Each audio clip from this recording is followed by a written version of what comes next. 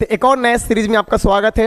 और इस सीरीज में हम लोग बात करने वाले क्लास 12 फिजिक्स ऑब्जेक्टिव चैप्टर 2 विद्युत धारा और धारिता। ठीक है, तो बाबू इसको अच्छे से देखेंगे आप लोग। ठीक है, इसमें इंपॉर्टेंट पॉइंट, डायमेंशन, फार्मूला अलग से मार्क किया गया है इसको। ठीक है, और आप कॉपी लेके बैठेंगे और इसमें का जितना भी फार्मूला है, फार्मूला, इंपॉर्टेंट पॉइंट और डायमेंशन, ऐसा ही मात्रक, इसको अलग नोट कर लेंगे। ठीक है, और दिन में प्रत्येक दिन एक बार उसको पढ़ेंगे, है ना। और बिल्कुल टू दी पॉइंट बात किया गया है। आइए शुरू करते हैं हम लोग, है ना।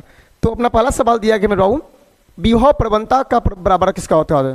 विभव प्रवणता बराबर क्या होता है सो? ठीक है, ध्यान रखेंगे, बहुत ही इंपॉर्टेंट सवाल है इस सेंस में, क्योंकि ये सवाल अभी तक बहुत बार पूछा जा चुका है। ठीक है, और अगर आप देखा जाए, अगर विगत वर्षों का अगर क्वेश्चन उठा के देखिए तो आपको उसमें एक चीज समझ दिखेगा कि फार्मूला का वेटेज थोड़ा ज़्यादा है उसमें। ठीक है, फार्मूला जो है लगभग 20 के करीब में प्रत्येक ईयर, है ना। अभी पिछले 2018 से अभी तक फार्मूला ज़्यादा पूछा जाता है, इसलिए फार्मूला बेस्ड सवाल जो भी होगा उसको आप स्पेशल ध्यान रखेंगे। ठीक है, इसको हम लोग बोलते हैं dV/dx। क्या बोलते हैं मेरा वो, है ना। ऑप्शन नंबर सी सही है, dV और बटा में dx। ध्यान रखेंगे, रिलेशन आता है। ठीक है, उसमें ये विभव और धारा के रिलेशन में, क्षेत्र के रिलेशन में हम लोग पढ़ेंगे इसको। ठीक है, और कभी कभी अगर यहाँ माइनस भी लगा हो रहा है तो डरने की कोई बात नहीं है, माइनस भी लगा हुआ हो सकता है। ठीक है, आप ऐसा क्यों बोल रहे हैं? क्योंकि देखिए बहुत सारा अगर मॉडल वगैरह देखिएगा आएगा बिहार बोर्ड का, वहाँ भी तो बहुत सारा जगह पे देखा जाएगा कि माइनस लगा हुआ। ठीक है, लेकिन आप ध्यान रखेंगे dV/dx होता है। ठीक है, चलिए तो अगला सवाल है, एक समांतर पट्टिका संधारित्र की धारिता के लिए निम्नलिखित में कौन सही है? तब मेरे बाबू ध्यान रखेंगे, एक समांतर पट्टिका संधारित्र के लिए निम्नलिखित के रिलेशन में ये सही है आपका। ठीक है, D और बटा में एप्सिलॉन नॉट A। ठीक है, ध्यान रखेंगे, D बटा में एप्सिलॉन नॉट A, ये आपका रिलेशन बिल्कुल सही है। ठीक है, आइए आगे देखते हैं। R त्रिज्या की पृथ्वी की विद्युत धारिता होती है, R त्रिज्या बोला है तो मेरे बाबू हो जाएगा एप्सिलॉन नॉट इनटू R। अभी हम जस्ट एक न्यूमेरिकल आएगा लास्ट में, ऐसा ही न्यूमेरिकल है कि किसी भी अगर धारिता निकालना है किसी की तो ऐसा करके हम निकाल सकते हैं कि 4 पाई एप्सिलॉन इनटू R करके एक फार्मूला भी यूज होगा इसका। ठीक है, ध्यान रखेंगे, और बहुत ही इंपॉर्टेंट है। और देखिएगा अगर क्वेश्चन बैंक में तो बहुत बार पूछा भी हुआ सवाल है ना, और जो सवाल पूछा जाता है उसको हम लोग इंपॉर्टेंट बोलते हैं, ध्यान रखेंगे, है ना। और फार्मूला का आप स्पेशल ध्यान रखेंगे, फार्मूला के एक अलग पेज बना लेंगे आप।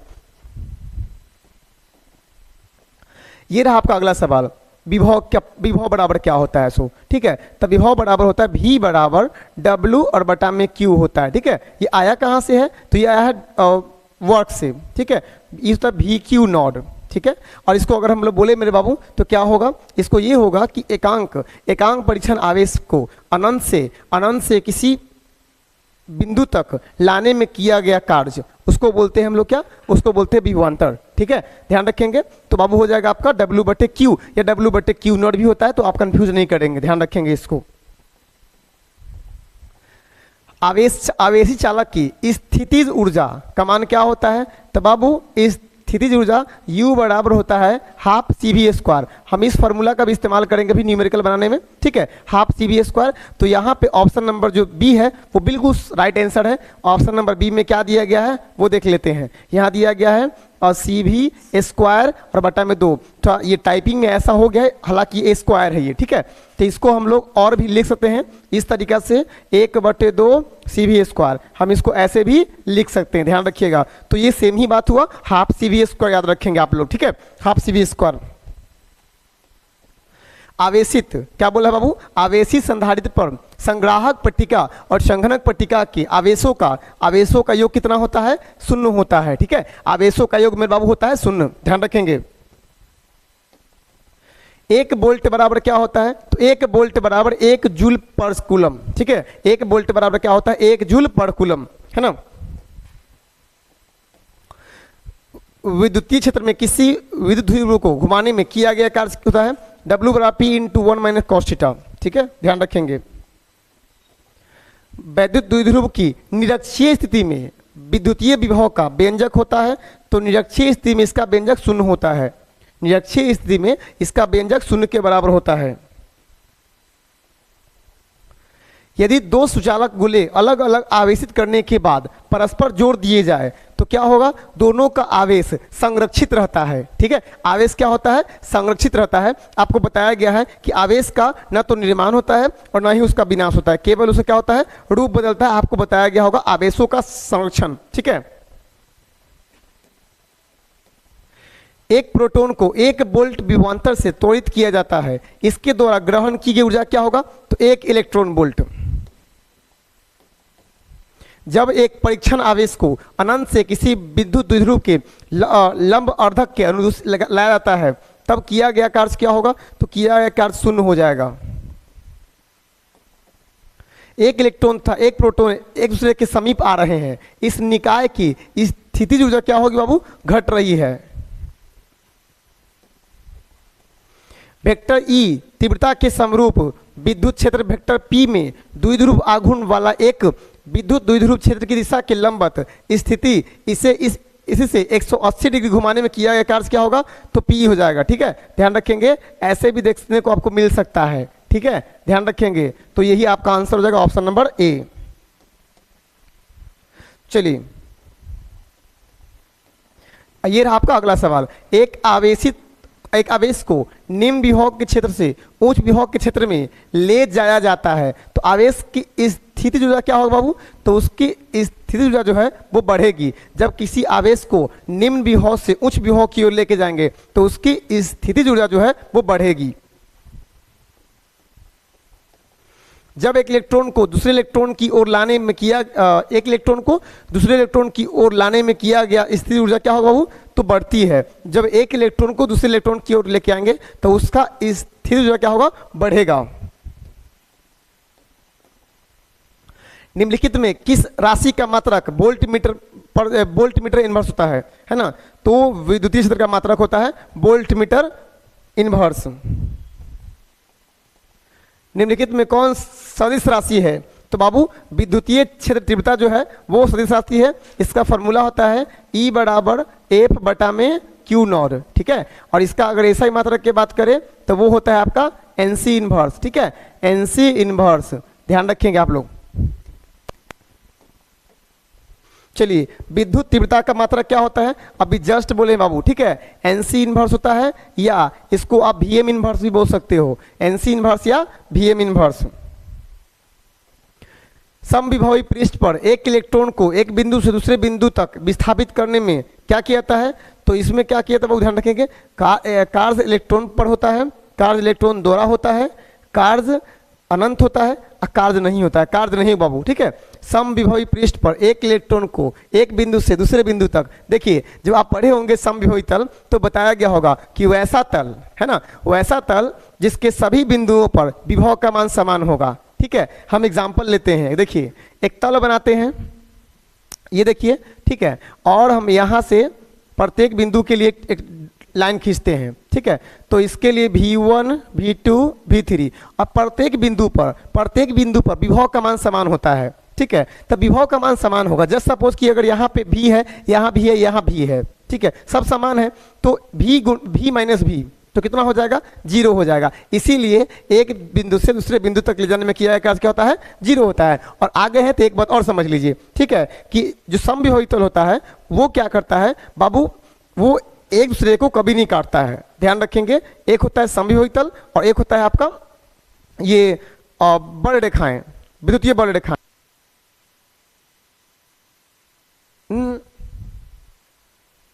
विद्युतीय बड़ रेखाएं, ठीक है, जो कि कभी भी एक दूसरे को नहीं काटता है। ठीक है, ध्यान रखेंगे ये बात आप लोग। तो इसमें किया गया कार्य क्या होगा? नहीं होगा। आइए, 10 माइक्रोकूलम एवं -10 माइक्रोकूलम के दो आवेश वायु में परस्पर 40 सेंटीमीटर दूरी पर रखे गए हैं, तो इसकी विद्युत की स्थितिज ऊर्जा बोला गया है। ठीक है, क्या बोला गया है? स्थितिज ऊर्जा। तो ध्यान रखेंगे, एक फॉर्मूला बताया गया था U बराबर। ठीक है, तो पहले ये देख लीजिए कि Q1 बराबर जो है वो दिया गया है 10 माइक्रोकूलम। तब मेरे बाबू माइक्रोकूलम को कूलम में कन्वर्ट करते हैं। ठीक है, मिली माइक्रो नैनो। ठीक है, तो यहाँ पे 10 के पावर -6 से गुना करते हैं, तो 10 के पावर -6 से गुना करेंगे, इसका पावर 1 है तो घट के हो जाएगा 10 के पावर -5 कूलम। ठीक है, तो आपका Q1 के मान हो गया 10 के पावर -5 कूलम। Q2 के मान अगर बोले तो इसका भी -10 माइक्रोकूलम दिया हुआ है, तो इसका हो जाएगा -5 माइक्रोकूलम कूलम हो जाएगा, क्योंकि इसका भी अगर ऐसा गुना करेंगे तो इतना हो जाएगा। ठीक है, उसके बाद अब क्या दिया गया है, तो अब दिया गया आर बराबर 40 सेंटीमीटर है ना। आर बराबर क्या दिया गया है, 40 सेंटीमीटर। तो बाबू सेंटीमीटर को हम लोग यहाँ पे मीटर में कन्वर्ट करेंगे, सेंटीमीटर को मीटर में कन्वर्ट करेंगे, 100 से भाग करेंगे तो हो जाएगा आपका 0.4 मीटर, 0.4 मीटर। ध्यान रखेंगे आप लोग। अब यहाँ पे लगाएंगे फॉर्मूला U बराबर 1/4 4 पाई एप्सिलॉन नॉट, ठीक है, 1/4 pi epsilon not into Q1 Q2 और बटा में R, ठीक है। ये फॉर्मूला होता है इस स्थितिज ऊर्जा का, ठीक है। तो बाबू इसका मान होता है 9 गुने 10 के पावर 9, 9 गुने 10 के पावर 9, और Q1 और Q2 में 1 का मान तो आपका बाबू दिया गया है 10 के पावर 5, और गुने 1 का मान दिया है 10 के पावर -5, ठीक है। ऐसा करके मान दिया गया है, और बट्टे में R यानी बट्टे में 0.4, ठीक है। अब इसका आधा कैलकुलेशन हम यहाँ पे करते हैं, आप लोग समझ लीजिएगा, ठीक है। चलिए, तो अब क्या हो रहा है ना, समझिएगा यहाँ पे मेरे बाबू। पहले तो ये माइनस बाहर आ जाएगा, और अब कैलकुलेट करते हैं। 10 के पावर आपका हो गया -5 और -5, यानी कि 10 के पावर -10 और प्लस 9, यानी कि 10 के पावर -1 बच जाएगा आपका, ठीक है। 10 के पावर -1 यानी अब समझते हैं 9 गुने 10 के पावर -1 और बटे में 0.4, बटे में 0.4, तो -1 है बाबू यहाँ पे, ठीक है, बटे में 0.4। अब क्या करेंगे, जब इसका कैलकुलेशन कीजिएगा तो अब क्या होगा आप ध्यान देना, ठीक है। अब यहाँ पे मेरे बाबू जब ये इसको फ्रैक्शन में कन्वर्ट करेंगे तो बटा में 10 आएगा, और 10 जो है उलट के यहाँ पे गुना होगा, और 10 के पावर -1 में जब 10 से गुना करेंगे तो वो आपका कंप्लीटली खत्म हो जाएगा, ठीक है। तो बच जाएगा आपका 9/4, कितना बच जाएगा 9/4, और 9/4 को अगर आप कैलकुलेट करोगे लगभग में तो आ जाएगा, माइनस लगा हुआ है सब में, ये माइनस लगा हुआ है सब में क्योंकि ये वाला माइनस है, ठीक है। कैलकुलेट करोगे तो 2.25 जूल आपको लगभग में आ जाएगा, ठीक है। जब कैलकुलेट करोगे तो लगभग में आएगा, ठीक है। ऐसा करके तो बाबू आप इसको एक बार अच्छे से देखेंगे, बहुत ही सिंपल कैलकुलेशन है। अगर आपको ये समझ में नहीं आएगा तो आप खुद से भी कर सकते हैं। फार्मूला आपका ये रहा है ना मेरे बाबू। न्यूमेरिकल से डरना नहीं है, बिल्कुल बहुत ही सिंपल न्यूमेरिकल है, ठीक है ना। तो ये रहा आपका फार्मूला, और सारा वैल्यू है ना, सारा वैल्यू आपको यहाँ पे दिया हुआ है, आप पुट करके खुद से भी आप सॉल्व कर सकते हो, ठीक है। आगे नहीं तो एक बार और देखिए वीडियो को, अच्छे से आपको समझ में आ जाएगा। हाँ, ये रहा क्वेश्चन। यदि शीशे की एक पट्टी को वायु संधारित्र की प्लेटों के बीच खिसकाया जाए, देखिए हालांकि ये सवाल शायद पूछा नहीं है, लेकिन मॉडल वगैरह में सवाल रहता है, जो मॉडल सेट लॉन्च करती है बिहार बोर्ड, ठीक है, उसमें ये सवाल रहता है आपका। खिसकाया जाए तो इसकी धारिता क्या होगी, तो मेरे सोना इसकी धारिता बढ़ेगी, ठीक है, ध्यान रखिएगा, इसकी धारिता क्या होगी, बढ़ेगी, ध्यान रखिएगा। ये रहा आपका अगला सवाल। 2 आवेशी चालक गोले जिन पर आवेश की भिन्न भिन्न मात्राएं हैं एक सुचालक तार द्वारा परस्पर संबंधित कर दिए जाते हैं, इससे क्या होगा, इससे कुल आवेश संरक्षित रहेगा। ध्यान रखेंगे, इससे कुल आवेश क्या होगा, संरक्षित रहेगा।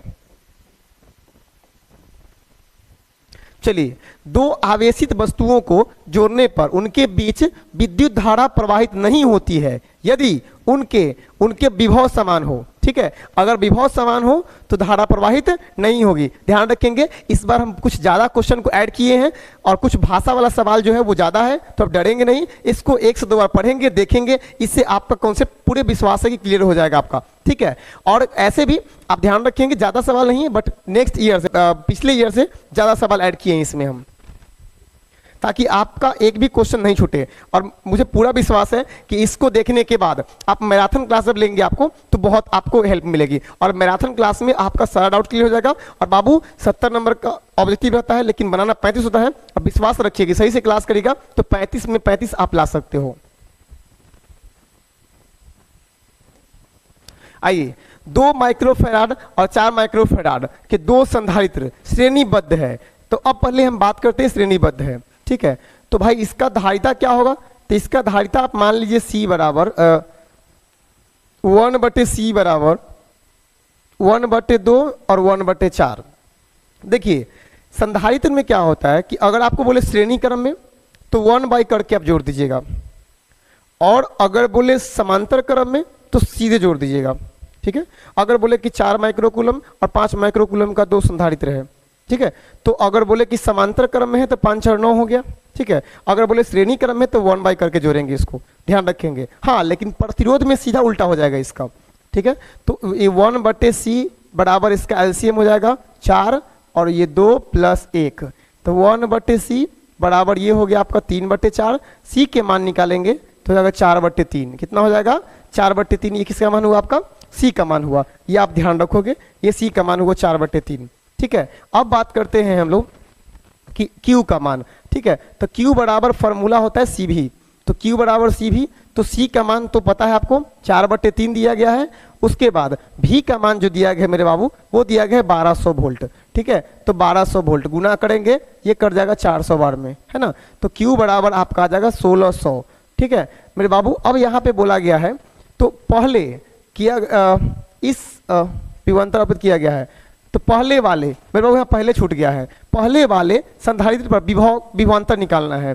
तो पहले वाले हम लिखेंगे, यहाँ पे लिखेंगे, आप लोग यहाँ देख लेना, ठीक है। हम लिखेंगे पहले वाले, है ना, संधारित्र, तो पहला वाला कौन है जी? तो 2 माइक्रोफैराड है, ठीक है, कि विभवांतर कितना है? V1 मान लेते हैं। तो V1 बराबर हो जाएगा बाबू Q/C1, ठीक है, Q/C1 ऐसा करके, है ना। उसके बाद या फिर Q1 करते हैं और Q1/C1 कर देंगे इसको। तो अब यहाँ पे क्या करेंगे मेरे बाबू? Q जो है वो Q के लिए हम 2 लेंगे और C के मान अपना कितना है जी? C के मान अभी जस्ट निकाले हैं कि 1 सेकेंड वेट कर लीजिएगा, है ना। यहाँ पे अभी जो C का मान निकाल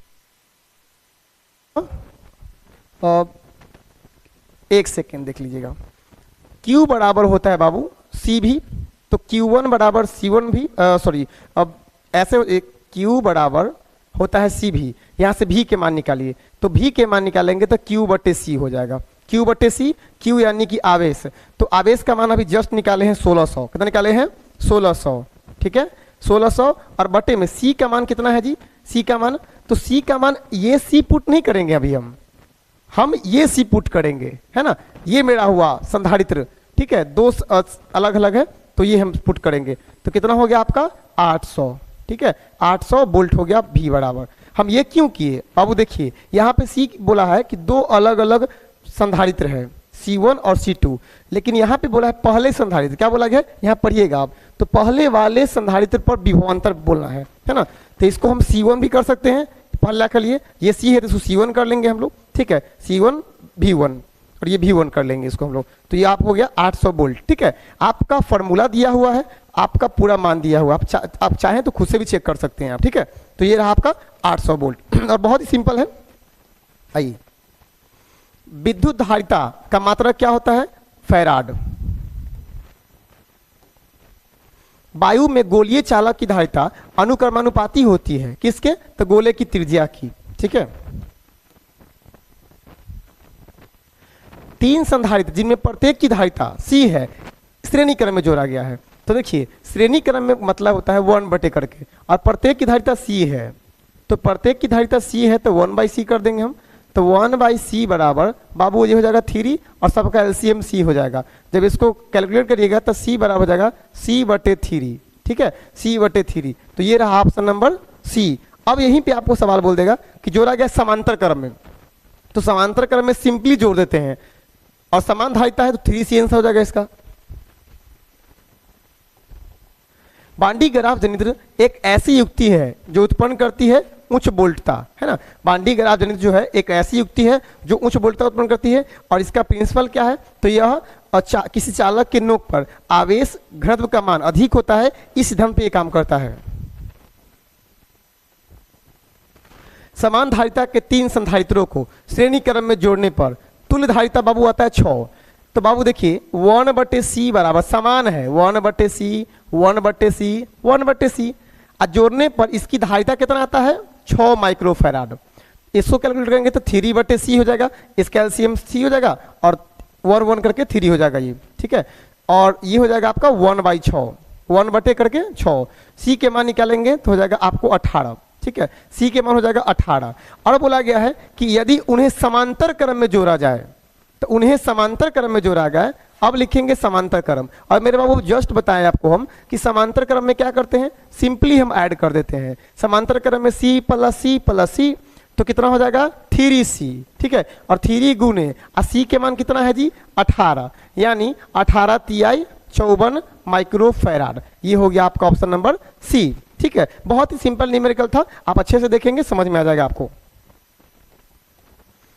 64 समरूप बूंद जिनमें प्रत्येक की धारिता 5 माइक्रोफैराड है, मिलकर एक बड़ा बूंद बनाते हैं, है ना। ध्यान रखेंगे, मिलकर एक बड़ा बूंद बनाते हैं, तो बड़े बूंद की त्रिज्या, बड़े बूंद की धारिता बोला है निकालने के लिए, ठीक है। तब बड़े बूंद धारिता कैसे निकालेंगे, आइए हम समझते हैं इसको बहुत ही सिंपल भाषा में, ठीक है।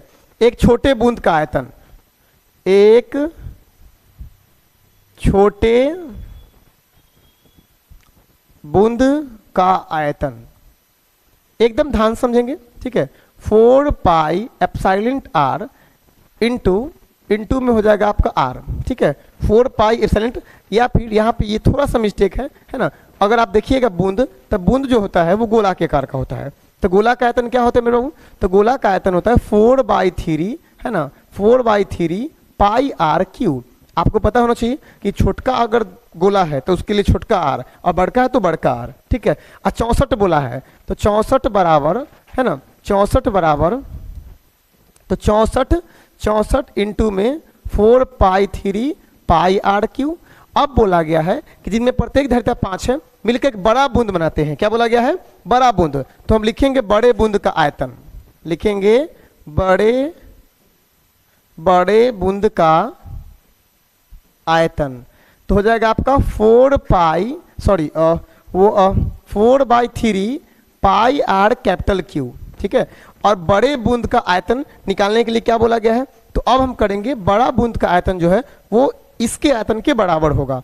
तो अब क्या करेंगे, यहाँ पे दोनों के आयतन को क्या करेंगे, बराबर करेंगे हम लोग, ठीक है। आयतन को बराबर करेंगे तो ये हो जाएगा आपका 64 इंटू 4/3। एक सेकेंड ध्यान देंगे आप सब लोग, ठीक है। यहां से एक और पॉइंट है, ध्यान रखेंगे।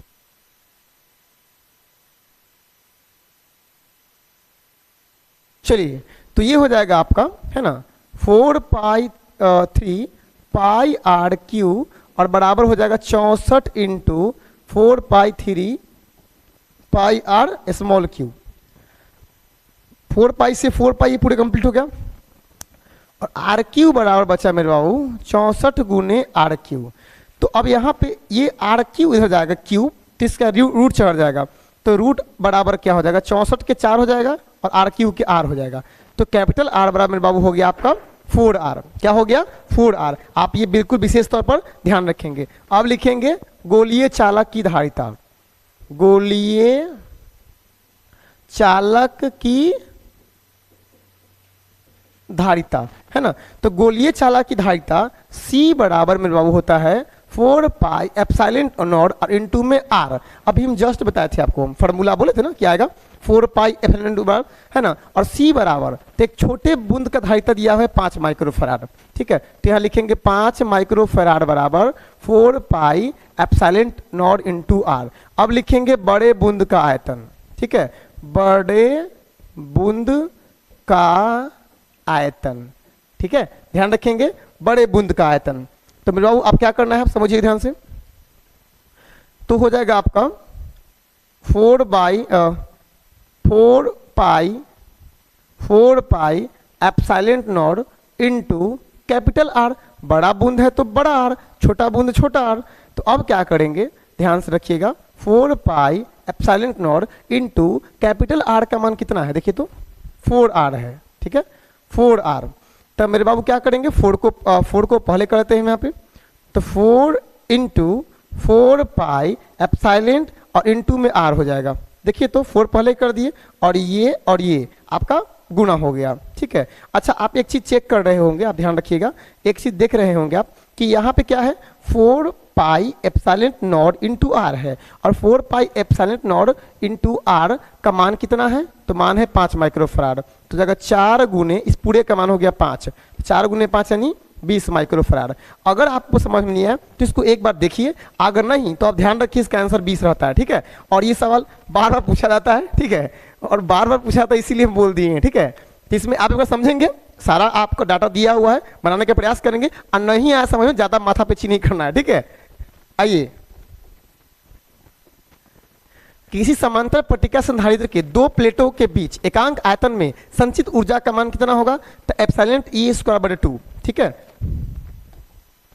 उसके बाद बोला गया है 10 वोल्ट तक आवेशित करने पर संधारित्र की संचित ऊर्जा 1 जूल हो जाती है, तो उसका धारिता क्या होगा।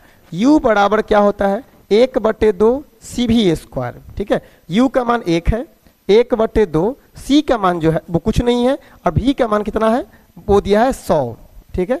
तो अब क्या करेंगे, ध्यान रखेंगे, तो अब हो गया 1 बराबर 1/2 इंटू C, और इसका मान हो जाएगा 4 0, ठीक है। इसका स्क्वायर करेंगे तो 1 बराबर 1/2 इंटू C, और इंटू में इसको लिखेंगे 10⁴, इसको लिखेंगे 10⁴। अब ध्यान रखें, क्या समझिएगा आप सब लोग, इसको हम लिखेंगे ये यहाँ पे तो गुना में है ना, यहाँ आएगा तो भाग में, यहाँ आएगा तो गुना में चला आएगा। हम यहीं से आपको एक काम करते हैं, शुरू से इसका मान निकाल लेते, C का मान हम सीधा निकाल लेते हैं, जिससे कि आपको समझने में आसानी होगी, ठीक है। हम C का मान निकालते सीधे, यहाँ पे C के मान निकालेंगे तो क्या होगा, इसका मान 1 डाल दीजिए, और यहाँ C का मान निकालिए, पहले आप C का मान निकालिए, तो C के मान निकालेंगे तो ये दोनों उधर आ जाएगा, तो ये दोनों इधर आएगा, तो पहले तो ये भाई 2 जो है किस में है, गुना में है, भाग में है, यहाँ आएगा तो गुना में आ जाएगा इधर, 1 है पहले से, 1 के गुना में आ जाएगा,